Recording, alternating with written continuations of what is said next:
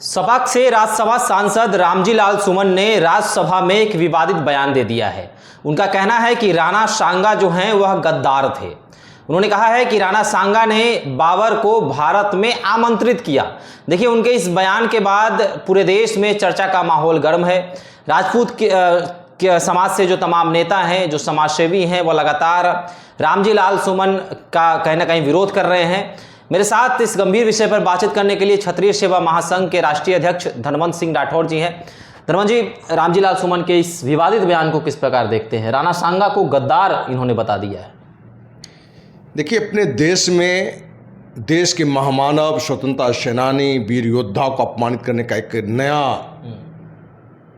माने कहीं ना कहीं वोट की राजनीति, गंदी राजनीति के कारण ये सारा चीज हो रहा है। पूरी घटना आप देखेंगे तो लगेगा कि कहीं ना कहीं एक मुस्लिम तुष्टीकरण करने के प्रयास किया गया है।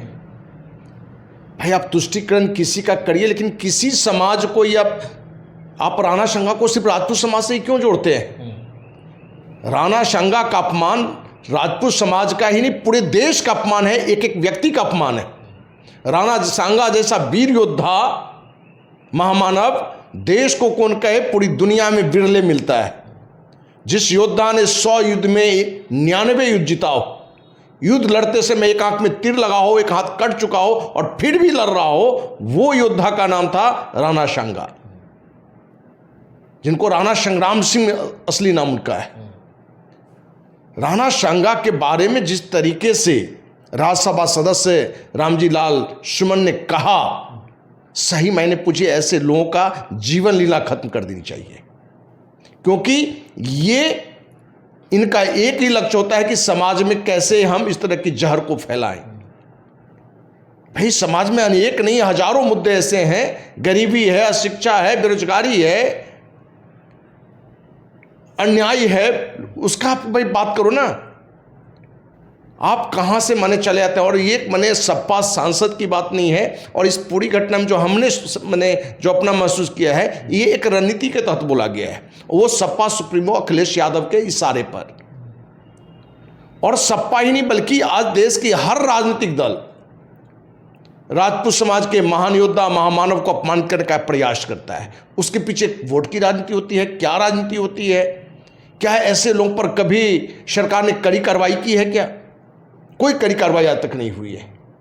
यदि इस मुद्दे पर, यदि राज्यसभा के घर पर करनी सेना या हिंदू संगठन विरोध स्वरूप वहां जाके नारेबाजी किया, तो क्या गलत किया? और जो पत्थर चलने की बात हो रही है, तोड़ फोड़ की बात हो रही है, उसके लिए जिम्मेवार तो रामजी लाल सुमन के लोग हैं। क्योंकि राज्यसभा सदस्य रामजी लाल सुमन के आगरा वाले मकान पर से पत्थर फेंका गया था इन लोगों के। भाई, आप गलत बयानी करोगे, किसी समाज को अपमानित करोगे, किसी माँ बहन बेटी को अपमानित करोगे, किसी समाज के महामानव को अपमानित करोगे, तो क्या वो समाज इस बात के लिए चुप्पी साधे रहेगा, हाथ पर हाथ रख के बैठे हुए रहेगा, या इसका कड़ा प्रतिकार करेगा? तो क्या कोई विरोध, क्या तो उसमें गलत कहाँ है? सरकार यदि खुद एक्शन ले लिया रहता, ऐसे राज्यसभा सदस्य को जेल के अंदर में डाल देता, या उस पार्टी के जो सुप्रीमो है या जो नेता इसके लिए माफी मांगता, तो बातें अलग थी। तो इस पर कोई किसी ने माफी नहीं मांगा। ये घटना घटने के बाद मैंने अब सपा सुप्रीमो थोड़ा यू टर्न लिया है कि नहीं, वो महान योद्धा थे, उनके प्रति हमारा कहीं से वो नहीं है। तो भाई, अपने सांसद को निलंबित करो ना। एक तो राज्यसभा सदस्य को चाहिए कि ऐसे सांसद की सदस्यता तुरंत खत्म करनी चाहिए। इनका खत्म हुआ क्या?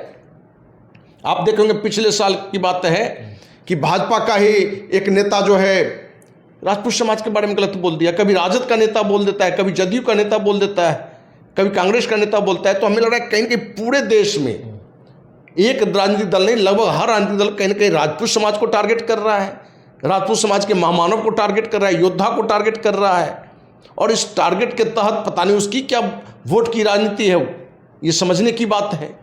तो हम तो एक सामाजिक कार्यकर्ता के नहीं होते नाते, बल्कि एक राजपूत समाज से का बेटा होने के नाते, देशभक्त होने के नाते हमें लगता है कि राजपूत समाज ही नहीं, देश के किसी भी समाज के महामानव का, पूर्वज का यदि कोई अपमानित करता है, तो ऐसे लोगों की जीवन लीला खत्म कर देनी चाहिए। और इसके लिए लोकसभा और राज्यसभा में कानून भी बनना चाहिए कि भाई, एक व्यक्ति की हत्या करने वाले को फांसी हो सकता है, एक के साथ अनर्थ करने वाले के पास फांसी की सजा हो सकता है, तो क्या पूरे देश में जो जहर फैला रहा है उसको फांसी की सजा क्यों नहीं, उसकी हत्या की सजा उसको क्यों नहीं दिया जाए?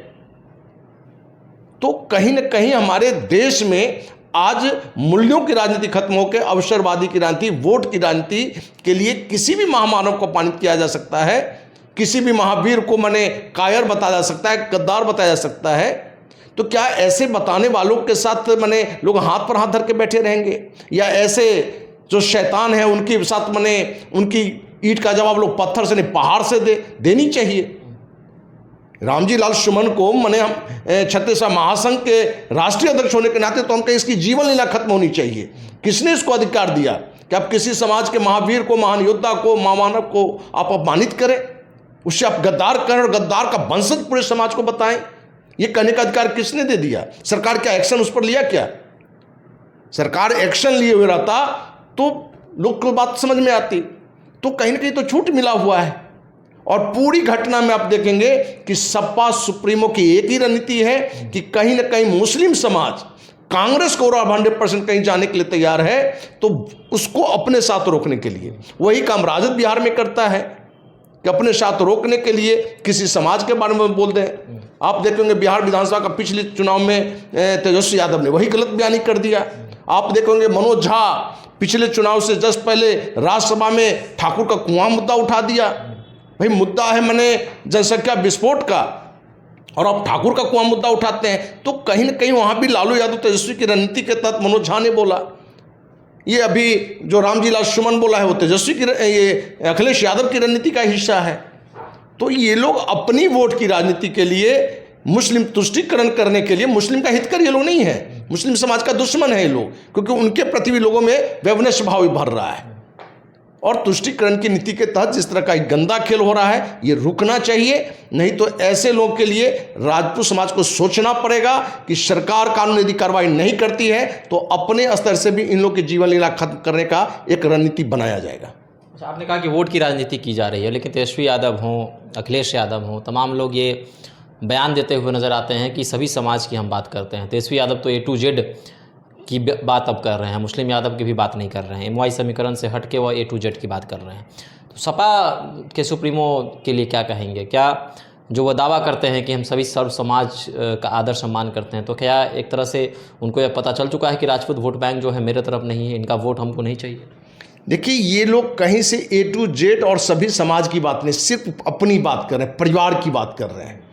हमारा हित कैसे हो, मेरे परिवार का हित कैसे हो, इसके लिए किसी भी समाज को समाज से लड़ा दिया जाए, किसी समाज के पूर्वजों को अपमानित कर दिया जाए, ये रणनीति पर काम कर रहा है।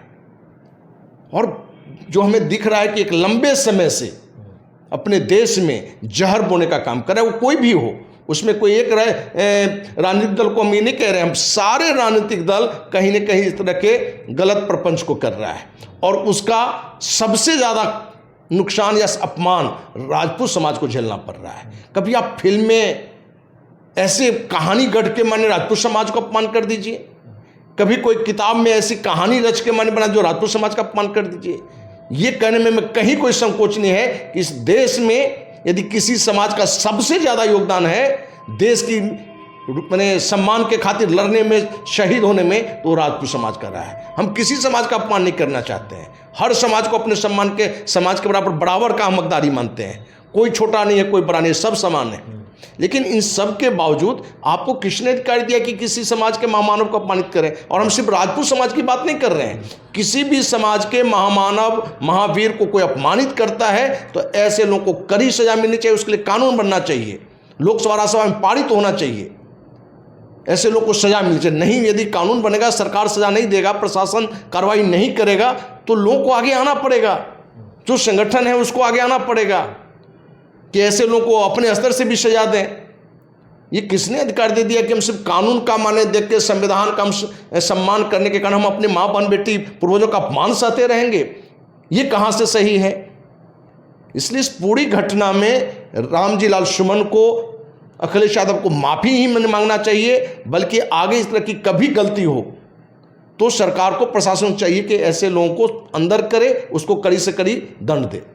चलिए, तो क्षत्रिय सेवा महासंघ के राष्ट्रीय अध्यक्ष का कहना है कि हमारे पूर्वजों का सम्मान जो है वह सर्वोपरि है और उनका अपमान बर्दाश्त नहीं किया जाएगा, इससे कोई भी समझौता नहीं किया जाएगा। जिस तरह से रामजी लाल सुमन ने बयान दिए हैं, इसको आप किस प्रकार देखते हैं और क्या देश में ये जो लड़ने और लड़वाने की जो प्लानिंग की जा रही है, क्या योजना बनाई जा रही है और क्या वोट की राजनीति साफ तौर पे सपा के द्वारा की जा रही है, आप भी हमारे साथ कमेंट सेक्शन में अपनी राय रख सकते हैं। धन्यवाद।